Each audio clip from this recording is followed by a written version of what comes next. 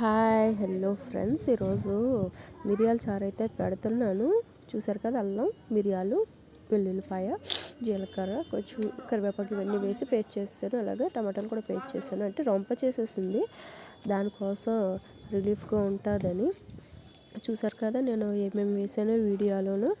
నా వీడియో నచ్చినట్టయితే సబ్స్క్రైబ్ చేయండి, సపోర్ట్ చేయండి. మాలాంటి చిన్న చిన్న యూట్యూబర్ని కూడా గుర్తించండి. అదే నాకు చేసిన పెద్ద మేలు అవుతుంది.